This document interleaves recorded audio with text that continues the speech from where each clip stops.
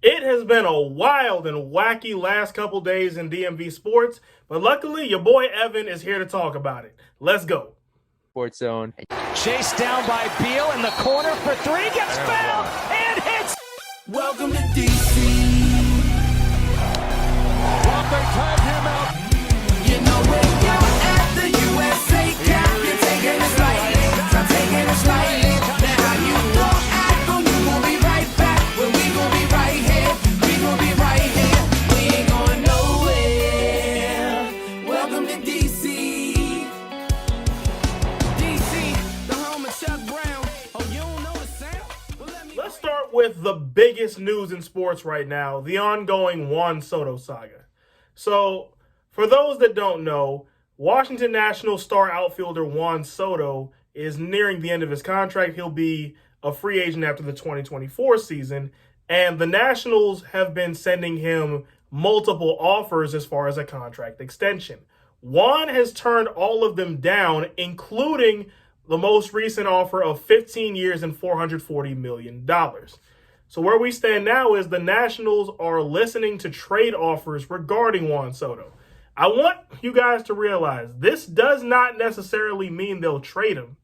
It just means they're trying to see how much they can get. However, a key point that Juan Soto and his agent Scott Boras have harped on is that they would feel more comfortable signing the deal after the new ownership takes over, because for those that also don't know, the Lerners, Mark and Ted, the family that owns the Washington Nationals, are looking into selling. Before this part was a little murky because we didn't know when that process will be wrapped up.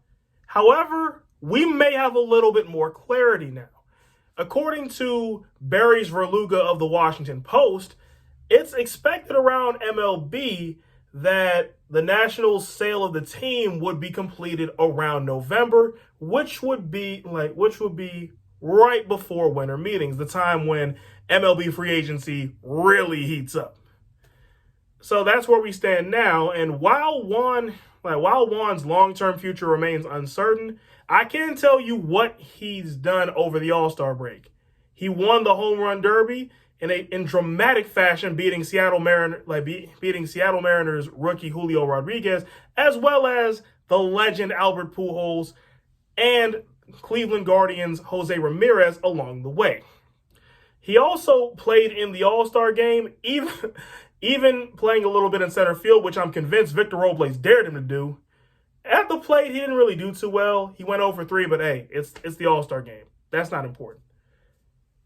And what's next for Juan in the immediate future is maybe this has already happened. Maybe it's happening tonight. He's catching a flight to Arizona to meet the rest of his team ahead of a 3-game series with the Diamondbacks. Now we transition to the NBA for the latest news on Kevin Durant, because it's no secret that Kevin Durant wants out of Brooklyn. The Nets have been open to trading him. But the latest development when it pertains to our Wizards is that the Wizards are expected to be strong pursuers in the Kevin Durant sweepstakes.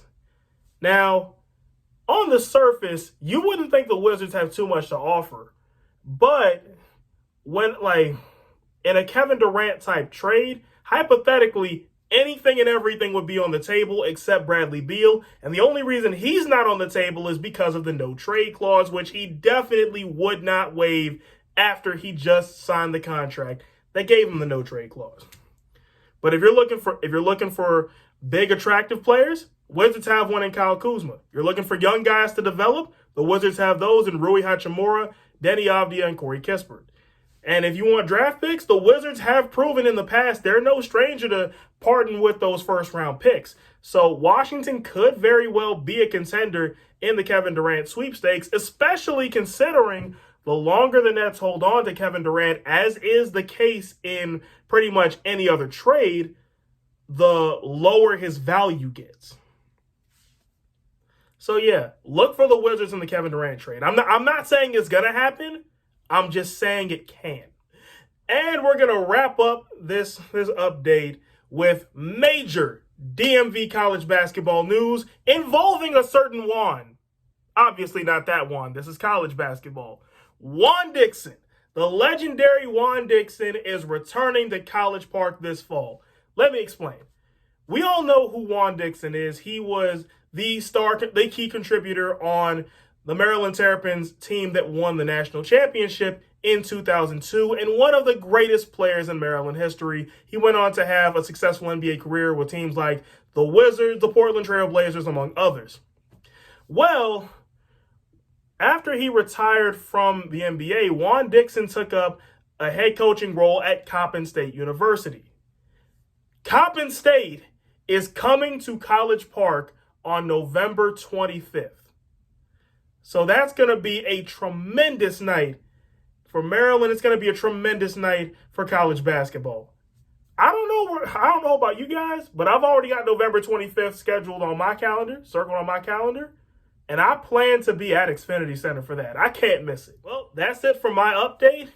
But we got plenty of good content on this channel from Noah, Nadi, and Abdullah. So be sure to stay tuned for more. And I will have another video in the next week or so where I'm going more in depth about what I believe the Nats will do at the trade deadline. So stay tuned for that. But until next time, I'm Evan from DMV Sports Zone signing off.